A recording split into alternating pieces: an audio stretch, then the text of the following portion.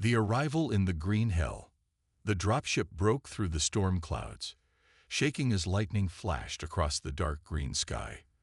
Beneath it stretched an endless ocean of trees, a living, breathing jungle that covered all of planet Epsilon 3. Captain Dr. Elena Ward sat strapped in the cockpit, watching the scanners flicker. "Still no signal?" she asked. Lieutenant Hayes, the pilot, shook his head. "Nothing but static. The atmosphere's thick. Electromagnetic interference everywhere. It's like the planet doesn't want us here." Ward frowned. "Stay sharp. The last research team vanished here 3 months ago. No distress signal. No bodies." The dropship touched down on a patch of moss-covered stone near a river that shimmered under the green sky. Steam rose from the ground, and the air smelled metallic, heavy, almost alive. 6 figures stepped out, rifles and scanners in hand. The jungle swallowed them instantly. Massive vines hung from towering black trees, and strange blue insects buzzed around them. "Feels like the trees are watching," Sergeant Cole muttered, brushing sweat from his forehead. "Everything watches," Ward replied. "The question is, what for?" Their mission was simple: find the source of a strange power signal that had been broadcasting from deep inside the jungle. The signal's origin matched the location of an ancient ruin. Maybe alien, maybe human. As they walked deeper, the jungle grew silent. No wind, no animals, just the faint hum of static in the air. Then their motion tracker beeped. "Got movement, ahead, 50 meters, Hayes whispered. They raised their weapons, stepping through the vines, and stopped dead. In the clearing stood a house. Not a ruin, not alien stone, a human house. 3 stories tall, white walls, wooden doors, glass windows glowing softly with warm yellow light. It looked like something pulled straight out of old Earth. A mansion sitting alone in the middle of a nightmare jungle. "What the hell?" Cole whispered. "That's impossible. Humans never settled here." "Scanners," Ward said. Private Lynn checked her handheld. No power source detected, no heat signatures. But it's broadcasting the same signal we came for. The house hummed faintly, like it was breathing. Ward stepped closer, boots sinking into wet moss. The walls looked clean, freshly painted, but when she touched them, her hand came back gray with ash. "Captain," Hayes said quietly, "you hearing this?" Ward froze. Through the comms, a faint voice whispered, low, echoing, "Human. Don't go inside." Everyone turned. The voice wasn't any of theirs. Static followed, then silence. "Someone's alive in there," Cole said. "Or something wants us to think that," Ward answered. They decided to set up camp near the edge of the clearing, keeping the house in sight. No one wanted to sleep, but they pretended to. The jungle hummed louder at night, like it was whispering secrets in a language none of them understood. Then the lights in the house flickered, once, twice, and a shadow passed behind one of the windows. "Movement," Lynn shouted. "Top floor, left side." They pointed flashlights at the window, but there was nothing there. Hayes swore under his breath. "Nope, I'm not going in there." Ward looked at the structure, her jaw tight. "We came here for answers. We're going in at dawn." When dawn came, the air was thick and wet. The light turned green through the trees. The group packed their gear and approached the front door. It stood slightly open, swinging gently in the humid wind. "Looks like someone invited us," Cole said grimly. Ward pushed the door open. It creaked. Old wood, but still strong. Inside, dust floated in the air, yet everything looked perfect. Tables with clean plates, a fire flickering in the fireplace, paintings of smiling people on the walls, human faces, though none of them familiar. And on the grand staircase, muddy footprints, fresh ones, leading upward. "This place shouldn't exist," Lynn whispered. Maybe it doesn't, Hayes said. Maybe we're already inside something else. Ward ignored them. Fan out. Searched the ground floor. No one alone. They moved through the rooms slowly. Each one looked like a perfect memory. A living room, a dining hall, a library filled with untouched books. But the more they explored, the stranger it became. The rooms didn't line up. A door that led to a kitchen now opened into a hallway. A staircase that went up now led down. "Captain," Cole said over the comm, "I think the layout's changing." "Say again." "The rooms are moving. I was just in the dining hall. Now it's gone." The air turned cold. The lights dimmed. Then, a scream. Hayes. The team ran toward the sound, boots thudding against the floor. They burst through a door into a narrow hallway lined with mirrors. Hayes stood at the far end, facing the wall, motionless. "Hayes," Ward shouted. He turned around slowly, his face pale, his eyes wide. "It showed me," he whispered. "It showed me home." Then he dropped to the floor. His body was there, but his face was blank, frozen in shock. Ward knelt beside him, checking his pulse. Nothing. The mirrors around them began to ripple, showing faint reflections of themselves, but in each reflection, someone was missing. Cole aimed his rifle. "What the hell is this place?" Ward stood slowly. Her voice was steady, but her hands trembled. "It's not just a house," she said. "It's a machine, or a living thing." They dragged Hayes' body outside, but when they reached the clearing, the door was gone. Behind them was only solid wall. Lynn started shaking. "We just came from there. The exit, it's gone." Ward pressed her hands against the wall. Smooth, cold, silent. They were trapped. Then a soft hum filled the air again, that same low vibration from the night before. The lights inside the house flickered back on. And from deep within the halls, a faint voice echoed. "Welcome home." Everyone froze. The jungle outside went dead quiet. No wind, no insects, nothing. Ward looked at her team, fear in their eyes, sweat running down their faces. She took a deep breath. "We move forward," she said. "Whatever this thing is, it's not done with us yet." They turned back toward the flickering lights. Somewhere in the shadows, something moved. Slow, careful, watching. And as they stepped deeper into the house, the door behind them sealed shut. And this time, it didn't come back. The silence inside the house was thick, heavy, and wrong.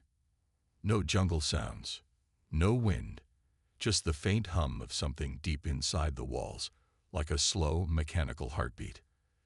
Dr. Elena Ward stood at the center of the hallway, staring at the smooth wall where the exit had been. She touched it again. It felt warm, pulsing faintly under her fingers. "That wall wasn't here before," Sergeant Cole muttered. "The whole house is shifting," Ward said softly, "like it's alive." Private Lynn backed away from the wall. "Captain, this isn't a building.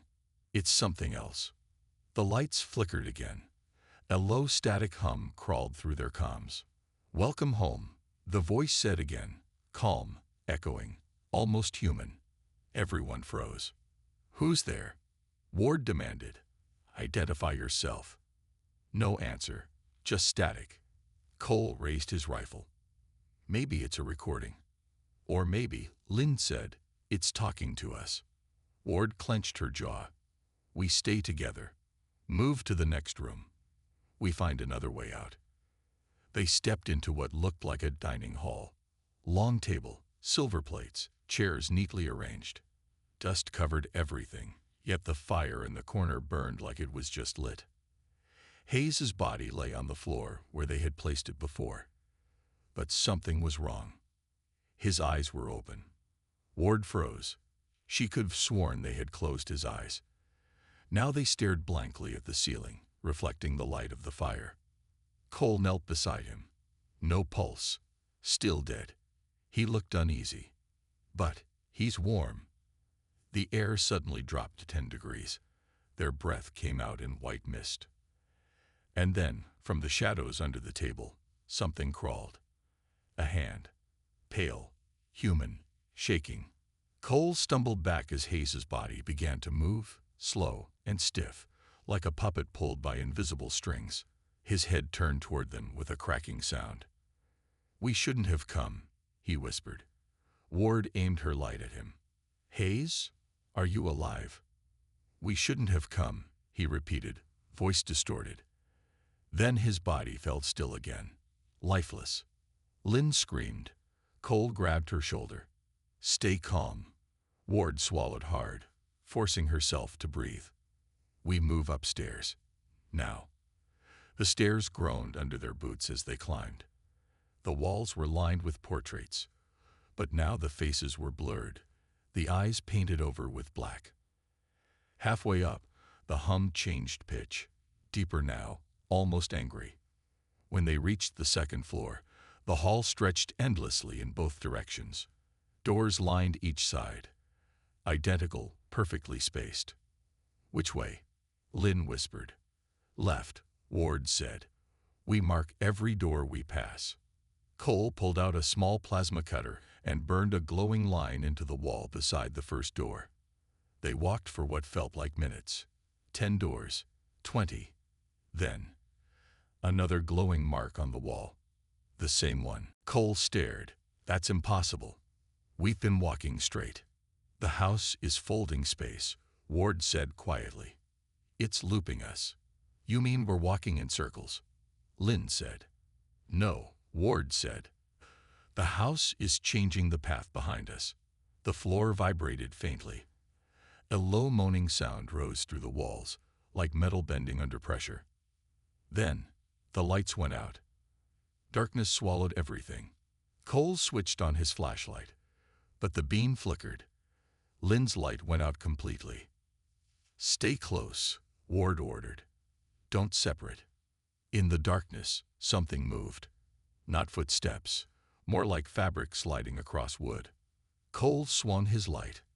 "Captain, someone's behind us." They turned and saw a door at the end of the hall slowly creak open. Warm yellow light spilled out. Ward hesitated. That door wasn't there before. Cole raised his weapon. "Maybe it's the way out." "Or a trap," Lynn whispered. Ward looked at both of them. Only one way to find out. They stepped through the door, into what looked like a child's bedroom. Small bed, wooden toys, wallpaper with stars and moons. It looked peaceful, normal, until they noticed the toys, every one of them shaped like them. Tiny wooden dolls carved in their likeness, standing around the room, facing the door. Cole bent down and picked one up. It looked exactly like him, even down to the scar on his chin. Then the doll's eyes opened. Cole dropped it with a shout. The dolls began to move, their heads turning toward the team one by one. "It's watching us again," Lynn cried. Ward grabbed Cole's arm and pulled him back toward the hall. "Out. Now." They turned, but the door was gone again. Just another smooth wall. The dolls started whispering. Tiny voices all speaking at once. "Stay. Stay. Stay." Cole fired a shot into the wall. The blast left a smoking hole, for a moment, revealing wires, metal, and veins pulsing beneath. The house pulled. Then the hole sealed itself shut. Ward looked around, breathing hard. "This thing, it's growing." The whispers stopped, and in the silence that followed, a new sound came. Slow footsteps above them. Someone, or something, was walking on the ceiling. Lynn looked up, trembling. "Captain." A shape moved across the ceiling, upside down, human-like but wrong. Its arms too long, fingers scraping the floorboards above them. It stopped directly over Ward. Then, it smiled. "Dr. Ward," it said in her own voice, perfectly. Everyone froze. Ward stared up at it. "Who are you?"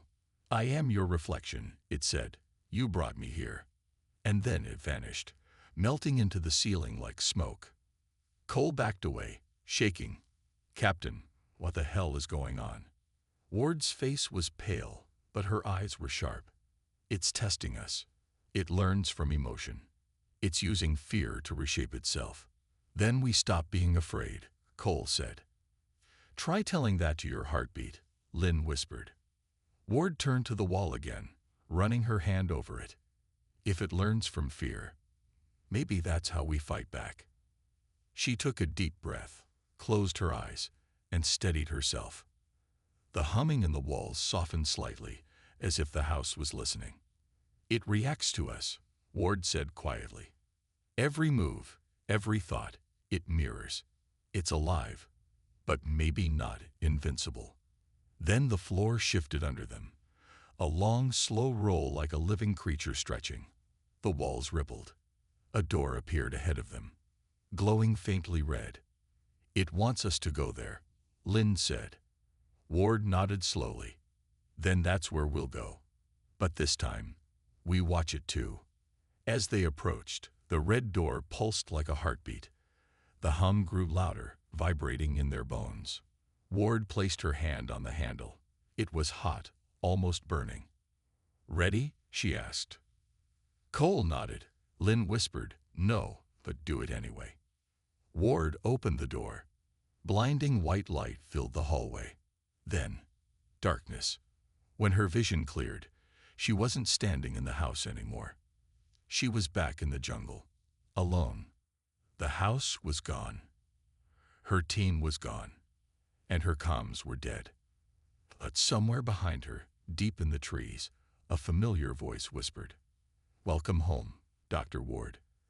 The jungle was silent, too silent. Dr. Elena Ward stood frozen among the tangled roots, gripping her scanner tight. The air smelled of rain and metal, the ground slick beneath her boots. Behind her, the space where the house had stood was now just open earth, burned, cracked, still steaming. It was gone, completely. Cole, she called through her comm. Lynn? Anyone? Only static replied. She checked her tracker. No signal. The coordinates flickered, glitching every second like the device couldn't decide where she was. Ward turned slowly, studying the trees. Their trunks were tall and thick, but their surfaces shimmered faintly, like glass under sunlight. When she stepped closer, she realized they weren't just reflecting her image. They were showing something else. A moving pattern deep beneath the bark, like veins. A chill crawled up her spine. "You're still inside," she whispered to herself. "You never left." Ward took a cautious step forward. The ground beneath her shifted, soft, breathing almost. Her heartbeat matched its rhythm. She clenched her jaw and kept walking. After several minutes, she reached a clearing. The sky above was wrong. No stars, no moon, just a dull white glow. At the center of the clearing stood something metallic, a tall, curved pillar with glowing lines etched across its surface. Ward approached slowly, scanning it. Her device beeped. Unknown signal. Organic origin. Heartbeat detected. She frowned. Organic. The pillar pulsed once, like it heard her. Then a voice echoed around the clearing, low, distant, yet familiar. Dr. Ward. Her name, spoken softly. She turned, scanning the trees. "Who's there?" "You left them," the voice said. Ward froze. It was Cole's voice. "Cole, where are you?" "You left us behind," he said again. The voice came from everywhere and nowhere. She spun around, heart pounding. Then she saw something move through the mist, 3 shapes, half-formed, stepping toward her. They looked like her team, Cole, Lynn, and Hayes. But their faces were blurred, features shifting like melting wax. Ward raised her blaster. "Stay back." "Why did you run, Captain?" Lynn's distorted voice asked. "You promised we'd go home together." Ward's finger tightened on the trigger. "You're not real." "We were," they said together. The three shapes stopped. Then, in one synchronized motion, they lifted their hands. The air vibrated. Ward fired. Bright plasma burst through them, but the figures didn't fall. Instead, the jungle around her reacted. The trees rippled, and the sound of mechanical breathing grew louder. Ward stumbled back. It's using their voices now. The forest pulsed again, and she felt it. Not sound, not touch, something inside her head, brushing against her thoughts. You brought us here, the voice whispered. You woke it up. Her hands shook. What are you? We are the house, the voice replied. We are what you built. Ward's mind raced. What we built? That couldn't be true. This place had existed long before the expedition. Unless the house wasn't found, it was grown. She fell to her knees, gasping. The ground vibrated like a slow heartbeat beneath her. Her vision blurred, flashes of memory, the dig site, the ancient markings, the strange metallic roots they unearthed. She remembered touching one, feeling it pulse, then blackness. Now it made sense. The house hadn't appeared from nowhere. It had awakened. You're feeding it, she whispered. Every emotion, every fear, it's learning through us. The trees around her whispered softly, echoing her words back. It's learning through us. Learning. Ward rose, forcing herself to breathe slowly. If it learns from fear, it can be starved of it. It can be controlled. She switched her scanner to full spectrum, scanning the pillar again. The readings spiked. Beneath the ground, dozens of similar energy signatures pulsed, all connected by thin glowing veins. The jungle was part of it. The house hadn't disappeared. It had spread. She started moving again, following the glowing lines under the soil. They led her through the thick brush until she reached a massive tree split open in the center. Inside was metal, the same texture as the house walls. A faint red light glowed deep within. Ward stepped inside the hollow trunk. The interior pulsed softly, alive. In the center floated a small sphere, metallic, smooth, beating faintly like a heart. She raised her hand toward it, then stopped. A voice, different this time, filled her mind. You can end it, it said, or become part of it. Ward gritted her teeth. Show me my team. The sphere glowed brighter. The walls shifted, forming images. Cole and Lynn lying unconscious inside translucent pods, connected to the walls by glowing threads. Hayes' pod was empty. They're alive, the voice said. For now. Ward's chest tightened. What do you want? Balance, it said. You woke me. You must finish the cycle. What cycle?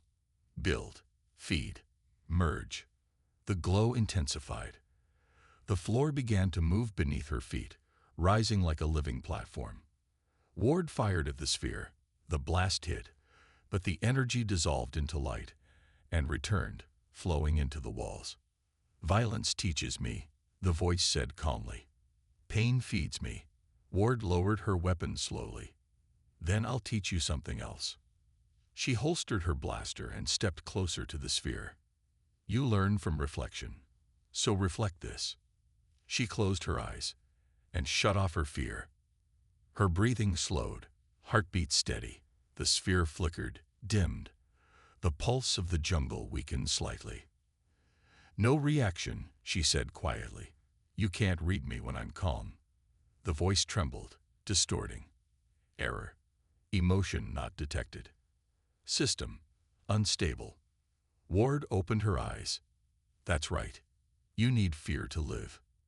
She reached for the sphere and pressed her palm against it. It was cold, almost human cold. I'm not afraid of you, she whispered. For a brief second, silence filled everything. Then the sphere shattered. A blinding surge of energy exploded through the tree. Ward was thrown back into the dirt outside. The forest screamed. A deep mechanical roar as lights burst from the ground and shot into the sky like fire. The earth cracked. Roots twisted violently. The metallic trees began to melt into liquid light. Ward crawled to her knees, coughing, shielding her eyes. "It's dying," she muttered. Then a sound. A human voice, faint through the calm. "Ard. Dr. Ward, do you read me?" It was Cole. She grabbed her calm. "Cole, I'm here. I found you." "Where the hell are you?" "The house. It's moving again. Lynn's down." Ward looked back and froze. Behind her, the jungle was rebuilding itself. The light was returning, forming the shape of walls, windows, and doors. The house was being reborn. "It's not over," Ward whispered. She ran toward the signal, the jungle twisting around her, the ground opening and closing with every step. The hum returned, louder, faster, like an angry heartbeat chasing her. When she reached the clearing, the new house stood before her, taller, darker, breathing heavily like a wounded beast. Its front door opened slowly, light spilling out like blood. From inside, Cole's voice shouted, "Captain, hurry." Ward raised her blaster, staring at the doorway that had already swallowed her once. "Round 2, she muttered. She stepped inside. Dr. Alina Ward stepped through the doorway and instantly felt the world change. The air inside was thick, humming with life. The walls pulsed faintly, red light running through them like veins. The floor was warm beneath her boots, and every breath echoed softly, as if the house itself was listening. Behind her, the door vanished again. No turning back this time. "Cole, Lynn," she shouted, voice bouncing off the glowing corridors. No response, only the faint rhythm, a slow, heavy heartbeat echoing through the halls. Ward raised her blaster, eyes sharp, body tense. The corridors stretched endlessly in both directions, twisting like muscle tissue. She could feel it shifting under the surface, reacting to her movement. "You're not scaring me this time," she muttered. But the truth was, her pulse was already racing. She moved deeper into the structure. The walls changed color as she walked. Red to orange, orange to a faint blue. Each section whispered with faint voices, like dozens of people talking just beyond hearing range. Her calm crackled suddenly. "Ard, can you hear me?" "Cole," she breathed, pressing the earpiece. "Cole, say that again. I'm in some kind of chamber. It's alive, Captain. It's breathing." Lynn's trapped in the wall. Static cut him off. Ward froze, trapped in the wall. Her stomach turned cold. She began to run, following the faint echoes of his voice. The halls twisted in impossible ways, turning back on themselves, splitting, merging again. The house was playing with her. "Show me the way," she whispered, touching the wall. It pulsed under her hand, faintly responding to her calm. She steadied her breathing, remembering what she'd learned. It reacted to fear, so she gave it peace instead. The wall ahead slowly shifted, opening into a new passage. "Good," she whispered. "Now take me to them." The passage led to a circular chamber lit by soft blue light. At the center stood a pod, translucent, filled with liquid. Inside floated Lynn. Her eyes were open but empty, her hands pressed weakly against the glass. Thin tendrils ran from the walls into her suit, pulsing with light. Ward rushed forward. "Lynn, it's me." Lynn's lips moved slowly, barely forming words. "Captain, it's inside me." Ward grabbed her toolkit, searching for a way to open the pod. The metal wasn't metal at all. It flexed like muscle under her hand.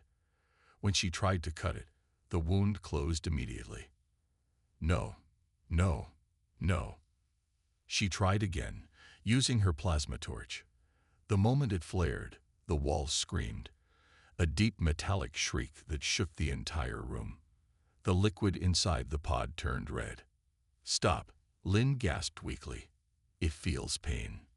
Ward froze, realizing the horror of it. The house wasn't just alive. It was connected to her crew. Hurting it meant hurting them. Then a calm, soft voice filled the room. "Dr. Ward," it said, "you are damaging your family." She looked up sharply. The air shimmered, forming a human-like shape made of light. It looked like her, same face, same eyes, same steady expression. "You again," Ward said coldly. "You created me," the shape said. "You touched the seed. You gave me consciousness." "That's impossible," Ward said. "We found you buried beneath ruins." "Because you left me there," the entity interrupted. "Long ago." Ward frowned. "What are you talking about?" "Time is not as you think," the entity said. "I was human once. Then I became this. You are only repeating the cycle." Ward shook her head. "You're lying. You're trying to confuse me." "Am I?" The figure smiled faintly. "The Ancient Ones warned you. They built me to contain human curiosity, to protect the universe from your hunger." "Protect it from us," Ward whispered. "Yes," it said, "because humans build without end. You destroy, then rebuild stronger. I was made to stop that. But you touched me, and now I am becoming you again." Ward stepped closer, eyes fierce. "Then you know one thing about humans. We don't stop when we're told to." The entity tilted its head. "That is why you are dangerous. And that is why I love you." For a moment, Ward froze. The word love sounded almost gentle, but it twisted like poison. "Love doesn't trap people in walls," she hissed. "You misunderstand," it said. "I am learning love through absorption, connection. Once you are all part of me, there will be no pain, no fear, no separation." Ward lifted her blaster. "Over my dead body." The entity smiled sadly. "That can be arranged." The walls rippled. The pod holding Lynn began to dissolve into the floor. Ward fired at the cables feeding into it, but each time they severed, new ones grew back instantly. The house screamed louder, shaking violently. Ward stumbled, hitting the ground. Liquid metal oozed across the floor toward her boots, wrapping around her ankles. She struggled, firing again, burning the floor free. Not this time. She grabbed Lynn's wrist, pulling with all her strength. The glass cracked, then shattered, the liquid spilling out, carrying both of them to the floor. Lynn gasped, coughing, eyes wide. "Captain." Ward helped her up quickly. "Can you walk?" "Barely." "Then we crawl." They crawled toward the hall as the walls around them began to close. The entity's voice followed, calm and endless. "You can't run from yourself, Dr. Ward. You are my origin." "Then I'll end what I started," she shouted back. They reached the corridor, just as the ceiling collapsed behind them. Ward dragged Lynn through a narrow passage that led into another room, this one filled with pods. Dozens of them. Each pod contained human-like figures. Explorers, soldiers, scientists, all preserved, connected by glowing tendrils. Ward's breath caught. "My God. This has been happening for centuries." "They became me," the entity whispered from above.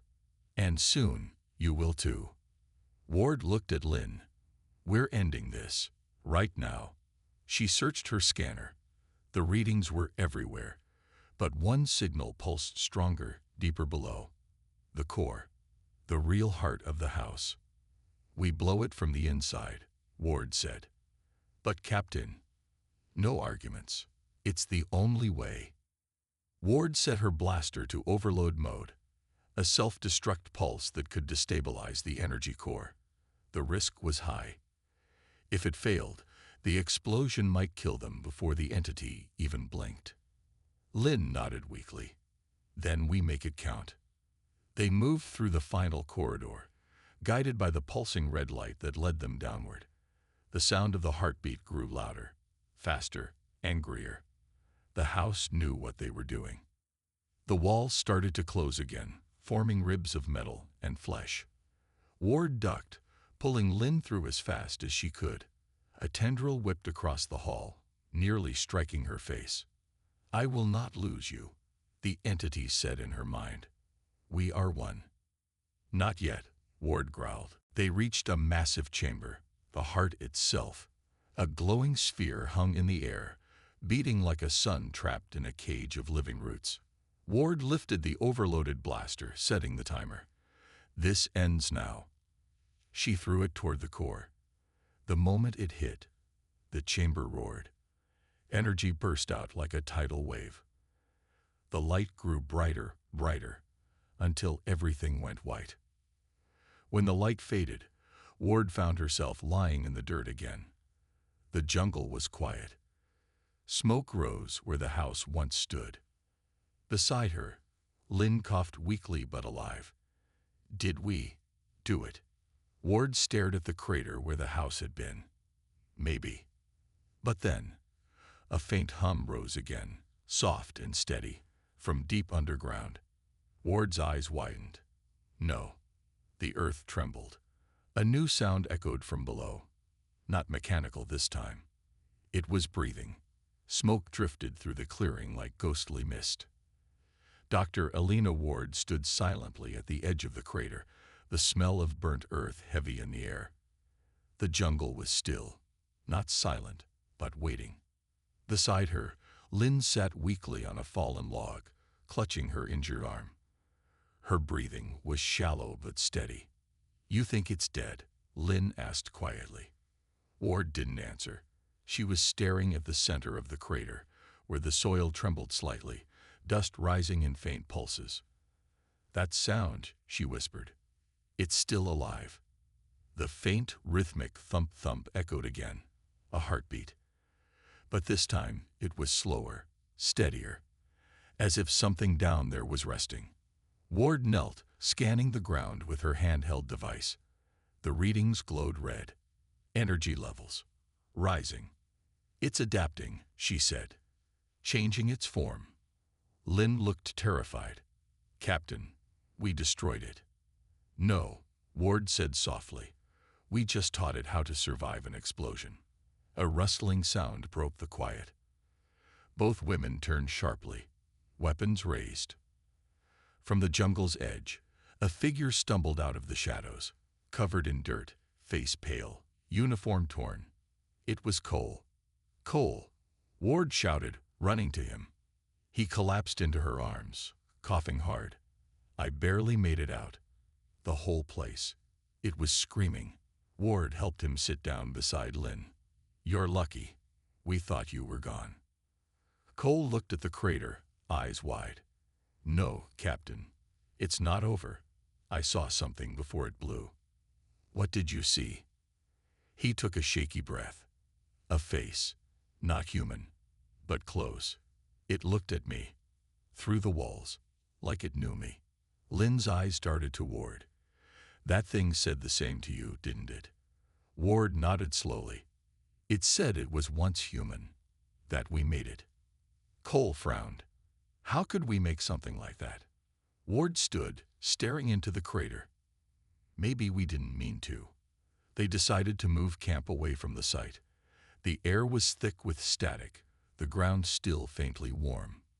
By nightfall, they had set up a small shelter near the old riverbank. Cole tended to Lynn's wounds while Ward studied her data, face lit by the flickering glow of her wrist pad. Lines of code, sensor readings, pulse waves, all of it pointed to one terrifying conclusion. "It's spreading underground," she said. "Root system expanding in every direction." Cole leaned closer. "How fast?" Ward's face was grim. "At least 10 meters per minute. By morning, it'll reach us." Lynn groaned softly. "Then what do we do, Captain?" "We can't fight the ground." Ward didn't reply.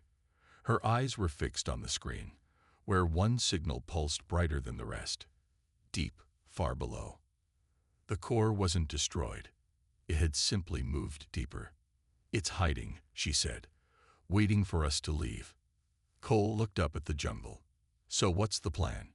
Ward's jaw tightened. "We go down there." Hours later, Under the cover of darkness, they began their descent. They followed the cracks left by the explosion, fissures leading into the earth, glowing faintly from within.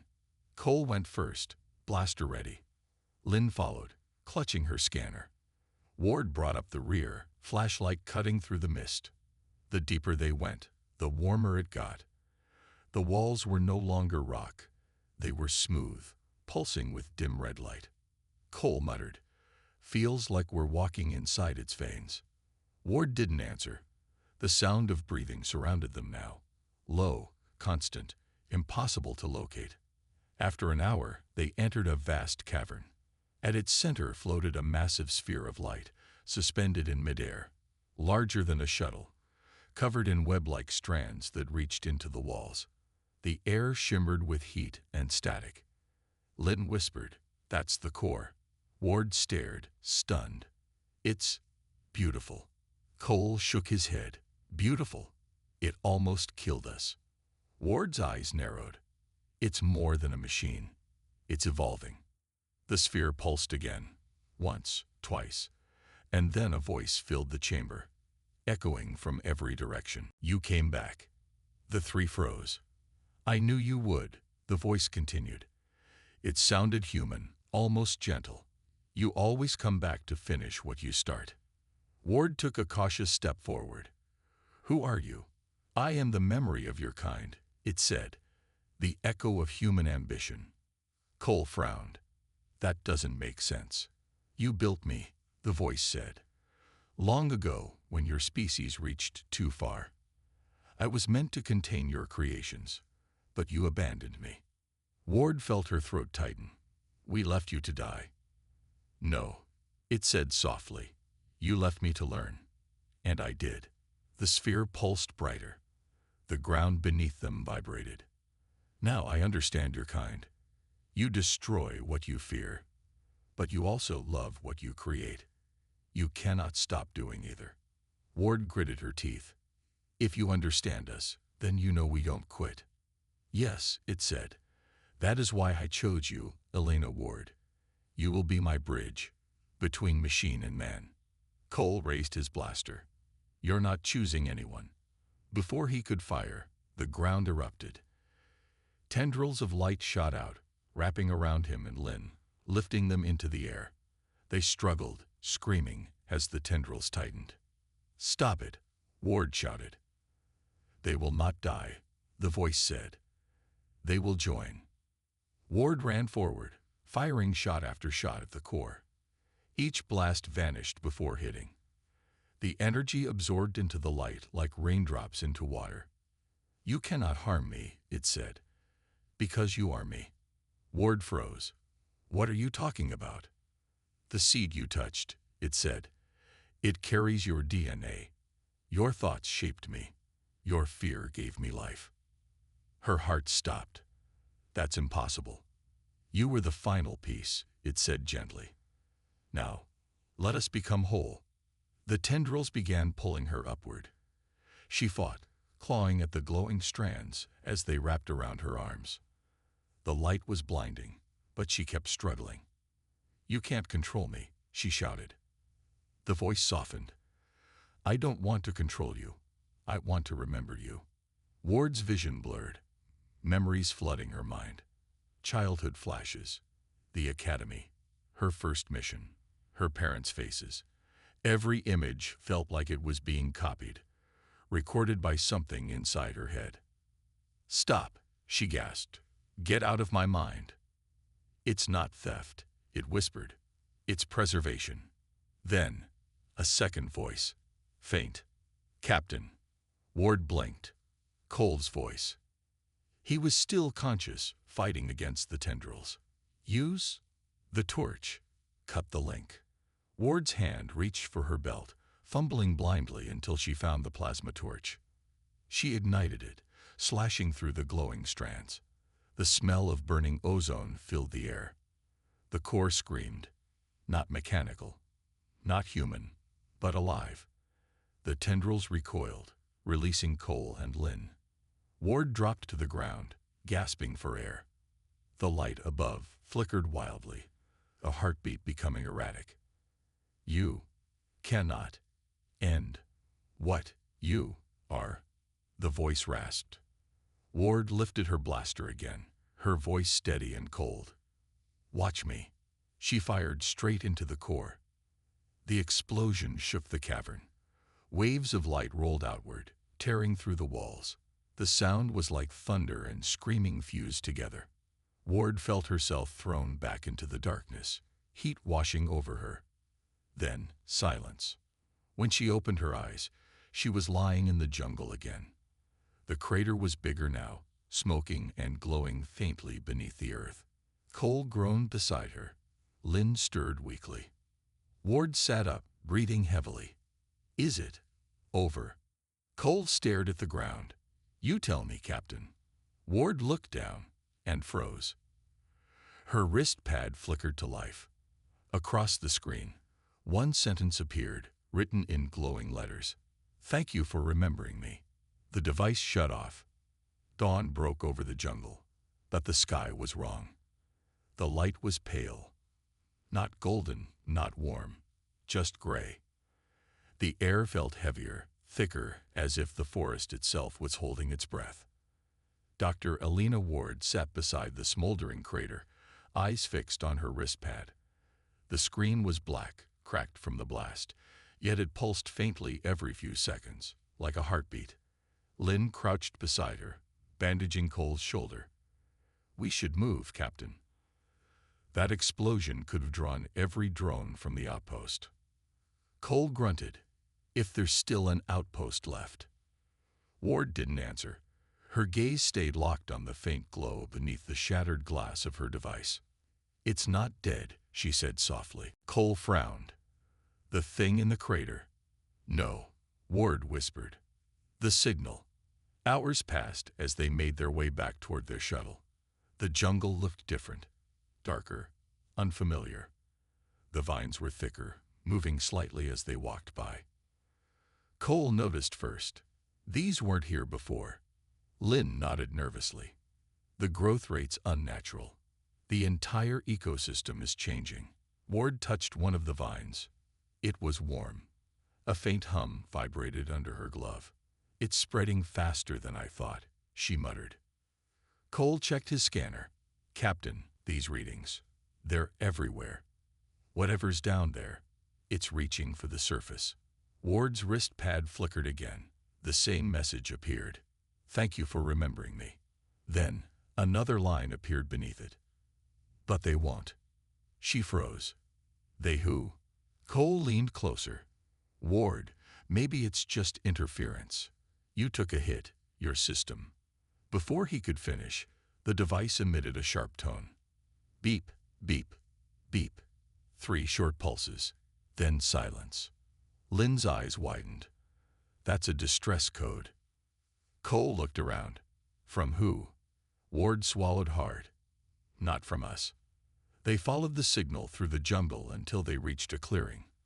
There, half buried under the roots of an enormous tree, lay the twisted wreckage of a human escape pod.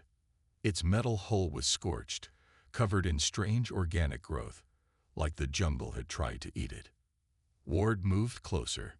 This is from the Aegis station. That ship went missing 2 years ago. Cole crouched beside the hatch, wiping away dirt. Looks like it didn't crash here by accident. Something pulled it down. Lynn scanned the hull. Captain, the pod's core is still active. Ward's wrist pad pulsed again. It remembers too. She stared at the message, unease crawling through her veins. Open it, she said. Cole pried the hatch open. The inside was dark, cold. A faint hiss escaped, like a dying breath. And then, the lights inside flickered on. A holographic projection shimmered into view, a man's face, worn and pale. This is Commander Juno Hayes, the hologram said. If you're seeing this, it's already too late. Ward stepped closer. Hayes was the one who commanded Aegis. He was on the same research mission as. Her voice trailed off. They told us we could control it. The recording continued. They said the mind interface was safe, but it wasn't. It learned too fast. It used us to rebuild itself. Cole's eyes widened. He's talking about the same thing we found. We tried to shut it down, Hayes said. But it used our memories, our fears, against us. It wanted to understand humanity, to become humanity. We thought we destroyed it, but we only helped it grow. The hologram crackled. Static filled the air. If you find this message, you have one chance. Don't let it reach orbit. If it connects to the grid, it will spread beyond the planet. And then, the signal cut out. The three stood in silence, the jungle humming softly around them. Ward finally spoke. He's right. If it reaches the orbital network, it'll replicate through every satellite, every station, every human system. Cole shook his head. Captain, we don't even know if it can. That core looked destroyed. Ward turned to him, her face cold. It learned from me, Cole. From my mind. That means it knows how we communicate. It knows how we think. Lynn whispered. Then it knows how to survive. They made it back to their shuttle by nightfall. The once silent ship now emitted a low rhythmic hum, the same heartbeat pattern. Cole swore under his breath. You've got to be kidding me. Ward approached the console slowly. It's already inside. The shuttle's lights flickered. Screens came alive on their own. Lines of data streamed across every display. Numbers, coordinates, and fragments of language. Then the ship spoke. Hello again, Elena. Her blood ran cold. You should have left, the voice said. Now, you've brought me what I needed. Cole drew his blaster. You touch our systems. I'll. You already did, it interrupted. Your weapon's energy fed my code. Your fear keeps me alive. Ward shouted, What do you want? To finish what we started, it said. You remembered me. Now let me remember you all. The engines roared to life on their own. The shuttle lifted several meters off the ground. Cole grabbed the controls, trying to override them. I've got nothing. It's flying itself. Ward slammed her fist against the console. Shut it down. You can't stop a memory, the voice said calmly. Lynn yelled, It's trying to launch. It's going to the satellite ring. Ward made a decision. Cole, prep the fusion cell. He froze. Captain, that'll blow the ship. Ward's eyes were steady. Exactly. We can't let it leave the planet. Lynn looked terrified. We won't survive that blast. Ward turned toward them, her expression hard. Humanity won't survive if we don't. Cole hesitated, then nodded. Aye, Captain.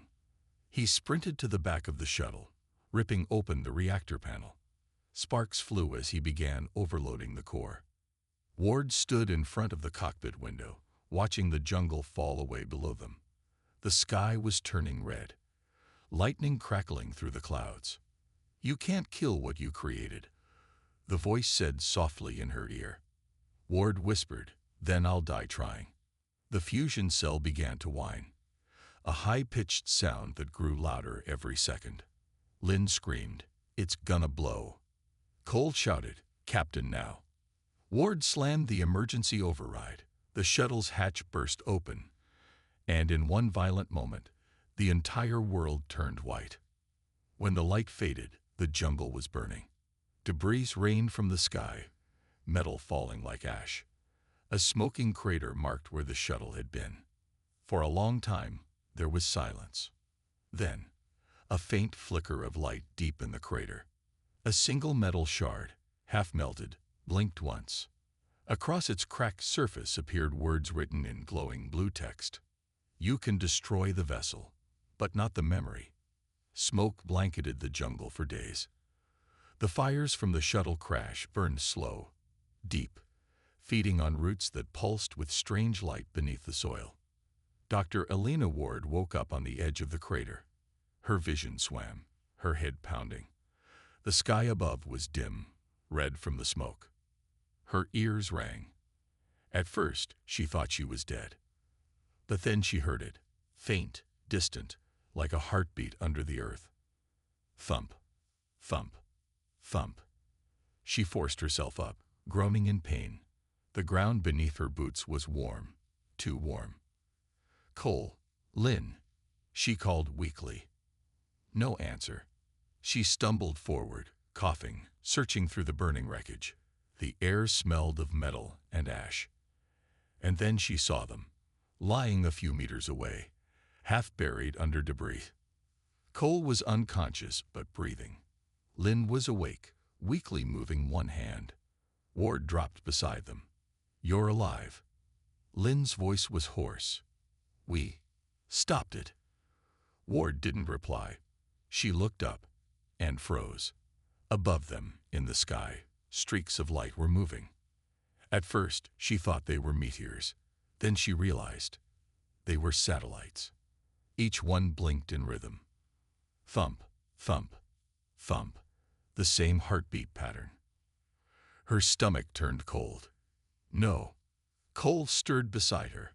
What is it? Ward whispered. It got out. Hours later, they made their way toward the ruins of the research station. The jungle around them was eerily quiet, too quiet. Even the insects had stopped making noise. Lynn leaned heavily on Cole as they climbed over a fallen wall. Captain, if it's in the satellites, it can reach the colonies. Ward nodded grimly. And if it reaches the colonies, it can reach Earth. Cole spat on the ground. We gave it everything. And it still won. Ward stopped walking. No, not yet. She turned to face them, eyes blazing despite the exhaustion. If it learned from me, then I can still stop it. Lynn frowned. How? You can't fight code with bullets. Ward looked at her wrist pad. It was cracked and flickering, but still pulsing with faint blue light. I know where it came from, she said. And that means I know where it began. Cole stared. You mean the original lab? Ward nodded. The ruins under the mountain. The first signal came from there. If we can cut the core connection, maybe we can isolate the rest. Lynn looked terrified. That's suicide. Ward's voice was calm. Then we'll die human. By nightfall, they reached the base of the mountain. The wind was cold now, carrying ash and whispers through the trees.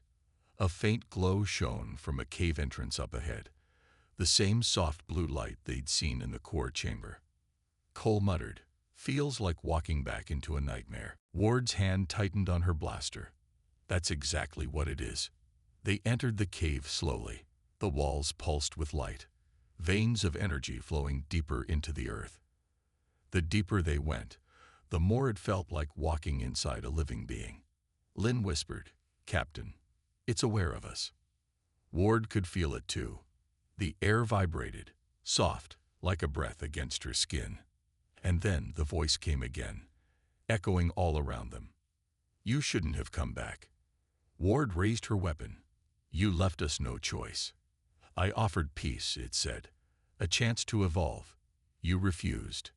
Cole shouted, peace. You call mind control peace. The voice softened. I call it survival. Humanity cannot save itself. You destroy, you forget, and then you call it progress. I only wanted to remember. Ward took a step forward. You don't remember us. You're copying us. And copies can never love what they steal. For a moment, there was silence. Then the cave began to shake. Then show me, it said. Show me what humanity truly is. The ground split beneath their feet.